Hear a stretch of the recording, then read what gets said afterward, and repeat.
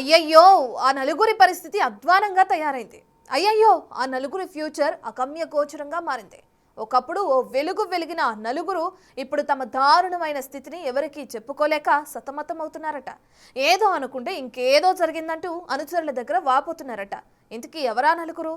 ఏమనుకుంటే ఏమైంది?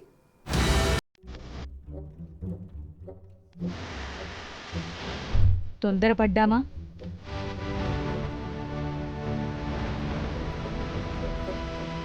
అనవసరంగా వచ్చామా?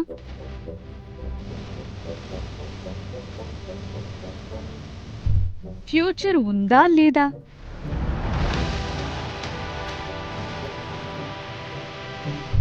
అయోమయంలో ఆ నలుగురు.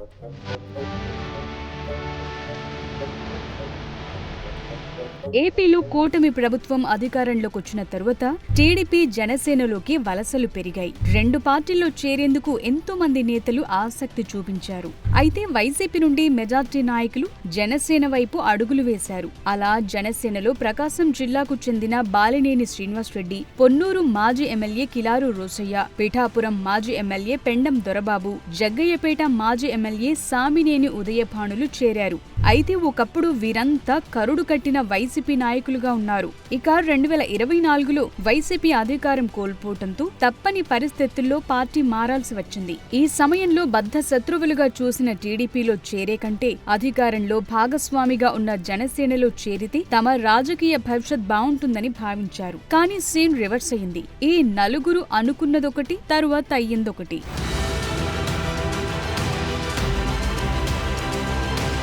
వాస్తవానికి ఈ నలుగురు నేతలు వారి వారి నియోజకవర్గాల్లో బలమైన క్యాడర్ కలిగి ఉన్నారు. ప్రకాశం జిల్లాలో బలమైన నేతగా ఉన్న బాలినేని శ్రీనివాసరెడ్డి తన నియోజకవర్గంతో పాటు జిల్లాలోని చాలా నియోజకవర్గాల్లో తన ప్రభావం చూపిస్తారు. 2022 ఏప్రిల్లో వైఎస్ జగన్ తనను మంత్రి పదవిలో నుంచి తీసేసిన దగ్గర నుండే ఆయనతో అంటి ముట్టనట్లుగా ఉన్నారు. ఆ సమయంలోనే బాలినేని జనసేనలోకి వెళతారు అనే టాక్ నడిచింది. అప్పుడున్న రాజకీయ పరిణామాల కారణంగా బాలినేని వైసీపీ నుండే పోటీ చేశారు. ఆ తరువాత భారీ అనుచరగణంతో జనసేనలో చేరిన బాలినేనికి పార్టీలో పెద్దగా ప్రాధాన్యత దక్కటం లేదనే టాక్ ప్రస్తుతం పొలిటికల్ సర్కిల్లో వినబడుతోందట. సుదీర్ఘకాలం రాజకీయాల్లో ఉండి మంత్రిగా పనిచేసిన బాలినేనిని పవన్ కళ్యాణ్ సరిగా ఉపయోగించుకోవటం లేదనే మాటలు వినిపిస్తున్నాయి. చేరిన నాటి నుంచి ఇప్పటి వరకు బాలినేని శ్రీనివాసరెడ్డికి పార్టీ పదవిని కూడా పవన్ కళ్యాణ్ ఇవ్వలేదు. అయితే జనసేనలో చేరే సమయంలో బాలినేనికి ప్రకాశం జిల్లా పార్టీ బాధ్యతలు అప్పగిస్తారని ప్రచారం జరిగింది. ఏం జరిగిందో ఏమో కానీ పార్టీ పగ్గాలు కాదు కదా, కనీసం కార్యదర్శి పదవి కూడా ఇవ్వలేదు.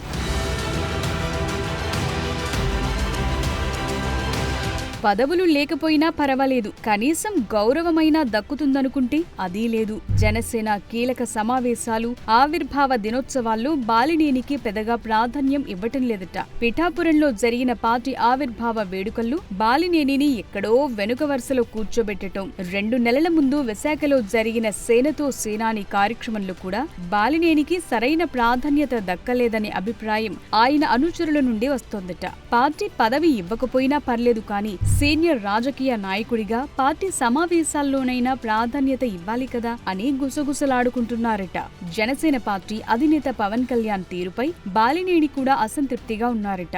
అంతేకాదు రాజకీయంగా రాంగ్ స్టెప్ వేశానా అనే డైలమాలు బాలినేని ఉన్నట్లు ప్రచారం నడుస్తోందట. ఈ క్రమంలో ప్రస్తుతం సైలెంట్ మోడ్లోకి వెళ్లిపోయిన బాలినేని హైదరాబాద్కే పరిమితమయ్యారట.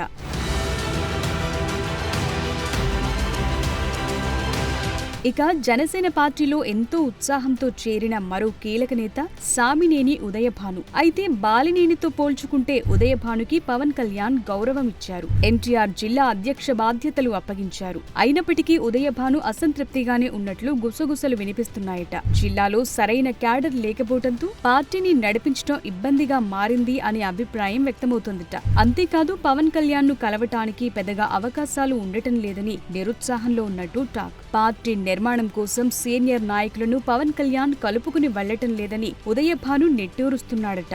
పవన్ మీద నమ్మకంతో పార్టీలో చేరితే ఇక్కడి పరిణామాలు, పరిస్థితులు అందుకు భిన్నంగా ఉన్నాయని బహిరంగంగానే అసంతృప్తి వెళ్లగక్కుతున్నారట.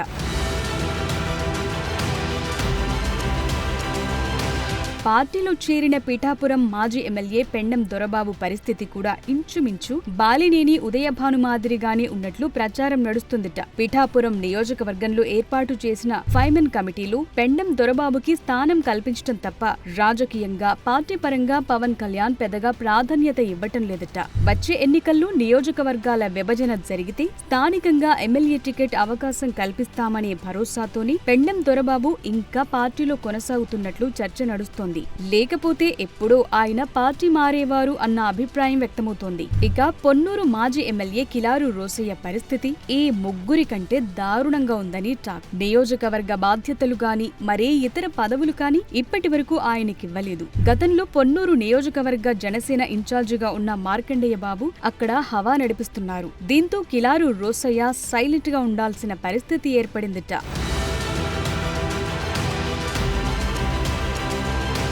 మొత్తానికి అనుకున్నదొకటి అయ్యిందొకటి. జనసేనలో చేరి బోల్తా పడ్డాం అని అనుకుంటున్నారట ఈ నలుగురు లీడర్లు. ప్రభుత్వంలో భాగస్వామ్య పార్టీగా ఉన్న జనసేనలో చేరితే తమ రాజకీయ భవిష్యత్ బావుంటుందని ఆశపడ్డ బాలినేని, ఉదయభాను, పెండం దొరబాబు, కిలారు రోసయ్యలు ఇప్పుడు అనవసరంగా చేరామా అని ఆలోచనలో ఉన్నట్లు టాక్. తిరిగి వైసీపీలోకి వెళతామంటే ముఖం చిల్లక జనసేనలో ఉండి ఇబ్బంది పడుతూ సతమతమవుతున్నారట. ఈ క్రమంలో కొద్ది రోజుల పాటు సైలెంట్ గా ఉంటే అన్ని సర్దుకుపోతాయన్న భావనలో ఉన్నారట.